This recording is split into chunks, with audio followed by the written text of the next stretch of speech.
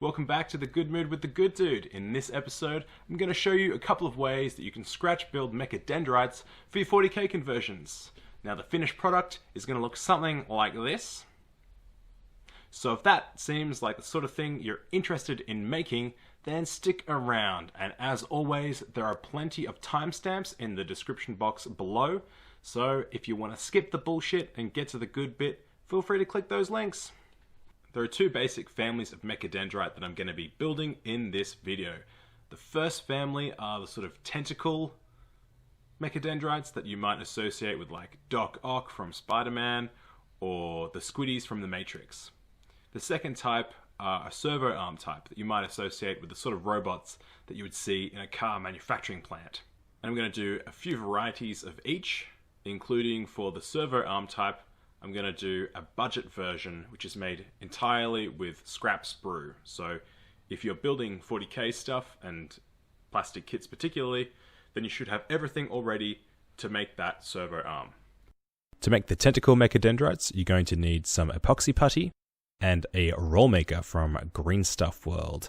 Now, as you can see, there are lots of different kinds of epoxy putty, so use the one that you like. Me, I like a 2-to-1 mix of Magic Sculpt and Green Stuff. You can get both of these from Green Stuff World. The reason I mix in the Magic Sculpt is because it is not very adhesive at all, so the final mix doesn't stick to the roll maker. Now you're also going to need a plasticard of various tubes and rods. You don't need all of those, just a few will do. And of course, we're going to be using these when it comes time to doing the second family of Mechadendrites, the servo arm Mechadendrites. The servo arm Mechadendrites could be made entirely from just this sort of stuff, rods and tubes of different sizes of plasticard from, in this case, Evergreen Scale Modeling, and the square rods that I have are from Green Stuff World as well. So you can grab some plasticard at the same time that you grab the roll maker if you decide to grab the roll maker. And it's good to have a few different sizes and thicknesses on hand for various different kinds of detailing and just to create a bit of variation and interest in the build. And whenever you are gluing plastic to plastic, you should be using plastic glue or plastic cement. In any other case, use super glue. Or whatever glue you like, I suppose. Maybe there's something better than super glue out there. Finally, to make our budget servo arm Mechadendrite, you are going to need some sprue. Now this is some very old sprue that I have from I think 2003, and you can see that it's all really straight, whereas now the sprues that you get from GW stuff is really squiggly because they're trying to pack as many bits into a sprue as possible. There are still regular and straight lines around the edges of those sprues. And of course, you're going to need some miniatures to attach your Mechadendrites to. In this case, I have a couple of pure strain gene stealers from the 2003 Battle for McCraig starter box, which is where the sprue comes from. And my end goal with these guys is to sort of turn them into Cult of the Bladed Cog, which is Gene Stealer cults mixed with Adeptus Mechanicus, basically.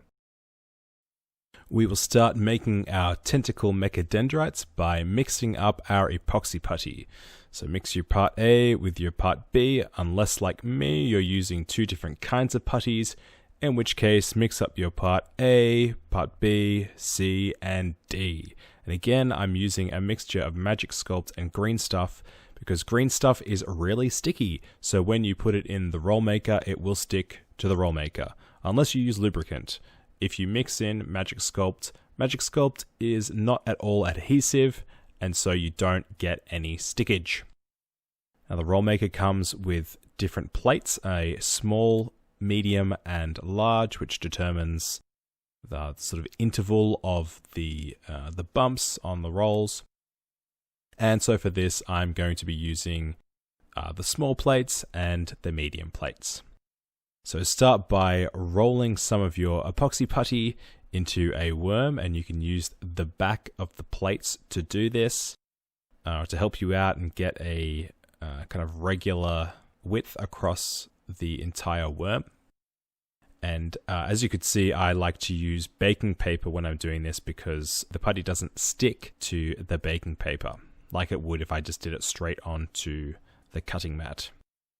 And you put it in your roll maker and you rock the roller back and forth using the guides, and you get a pretty good result without very much difficulty. And then take it off and put it onto the baking paper. Again, it won't stick. And put it into a shape that you think looks appropriate. And do this a bunch of times with a bunch of different thicknesses, and again using the small plates and the medium plates. And I like to get a variety of them because then once they're hardened, I can choose the ones that I think look good. And you can always set aside the ones that you don't use and come back to them later. So here I have a bag which contains a few different bits, including some Mechadendrite parts that I'd made in a previous project. To make the skull variant of the Tentacle Mechadendrite, you're going to need to find some skulls. So here I'm using some resin skulls from Green Stuff World, but you might want to use the plastic skulls from Games Workshop. Use any skulls that you like. Once you have removed and cleaned up your skull, you're going to need to drill a hole in the bottom of the skull. And I like to start by making a little hole in the base of the skull to serve as a guide for the drill bit so it doesn't slip around when I start to drill.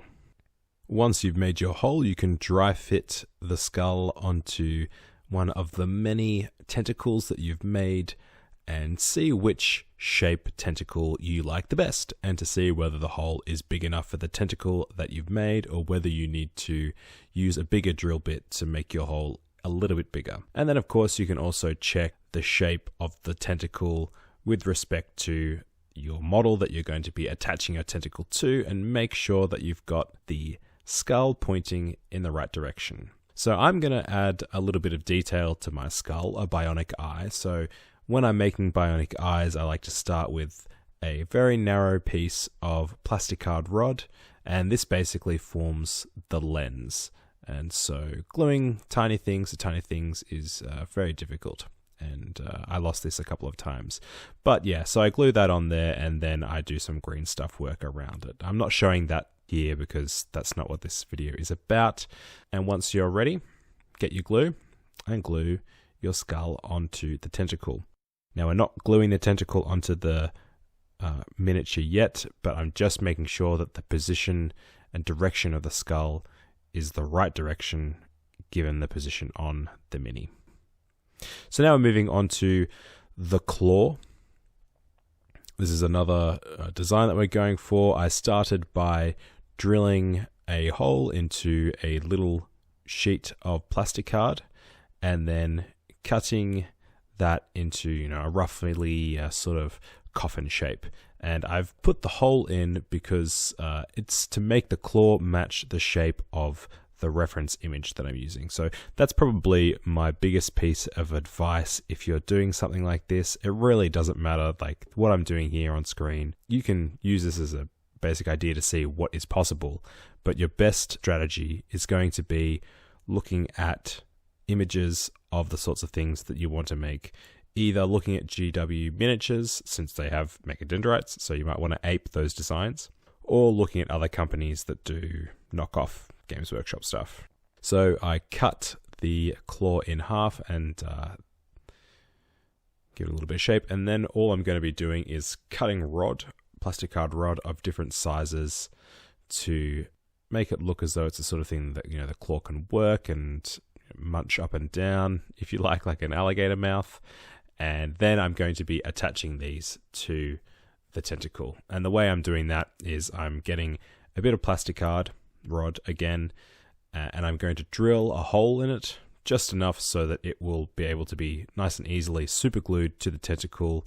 And then once I have that, I can use my cement, my plastic cement, to glue the claw head onto this little part that is attached and already fixed to the tentacle.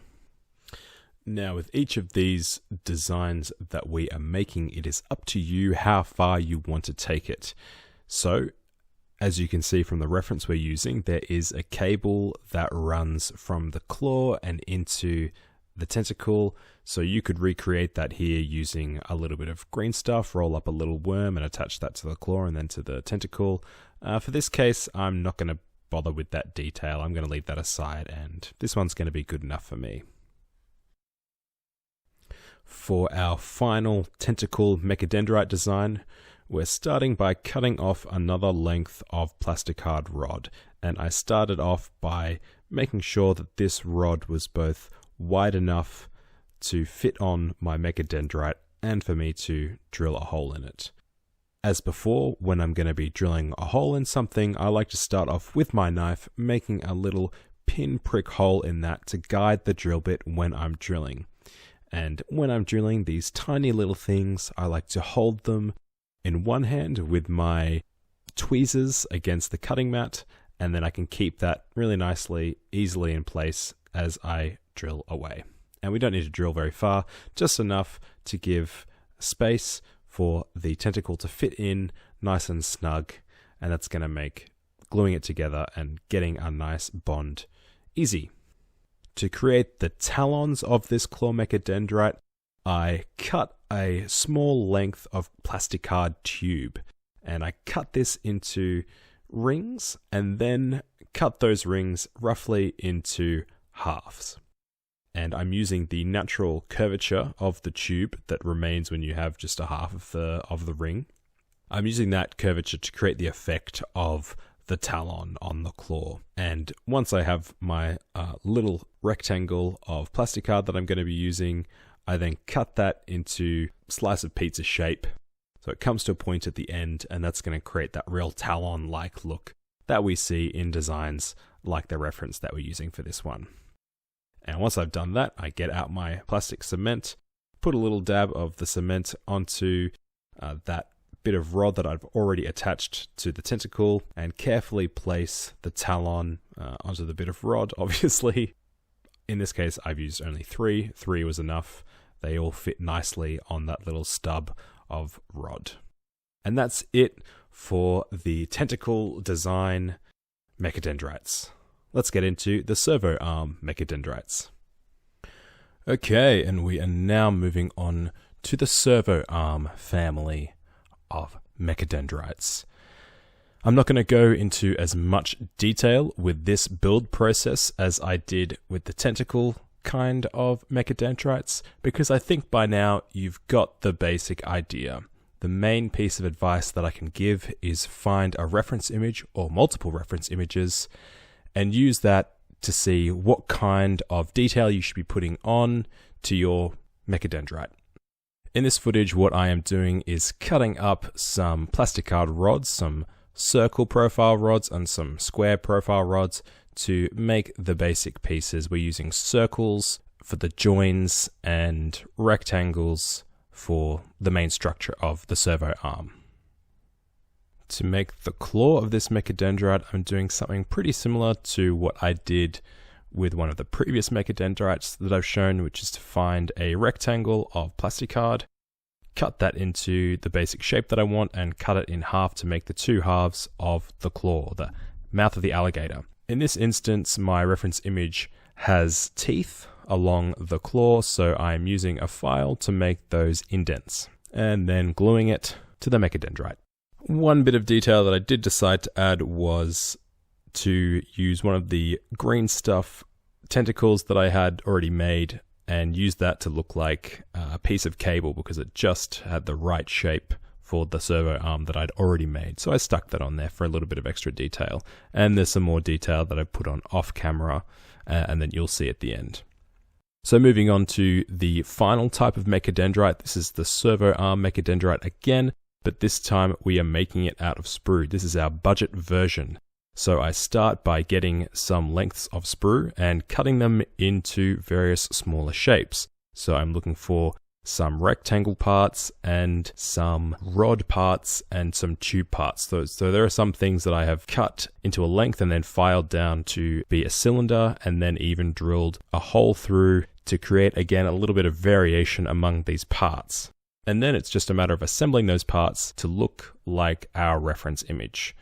And so this is the finished product that I got to with my sprue servo arm, and I think it looks pretty cool. And you could do extra things here if you wanted to do some green stuffing work, but I wanted to keep this one entirely sprue. Now finally, it is time to attach our Mechadendrites to our miniature. So in this case, I have scraped off some detail on my pure strain gene stealer because it's going to get in the way of where I want to place my Mechadendrites. And I am taking some plasticard rod, one that has a diameter that's going to allow me to fit in the end of a tentacle Mechadendrite, and I'm cutting off a length and I'm going to plastic glue that to the back of my gene stealer. The reason that I'm doing this is because plastic on plastic with plastic cement gives a really nice, safe and strong bond.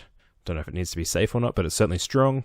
And then I'm going to be able to come back later and use super glue to stick the tentacle into those holes. And because there's a lot of surface that it's going to be touching, it's going to be another strong bond. Of course, you could just drill a larger hole straight into the back of your mini. That would be another way to do it. And for the servo arms, since they are plastic on plastic, I'm just going to drill a hole into my miniature, drill a hole into the servo arm, place a pin, so glue a pin into my servo arm or one of the two surfaces getting bonded together just for a little bit of extra strength, and then I'm going to plastic glue those two pieces together.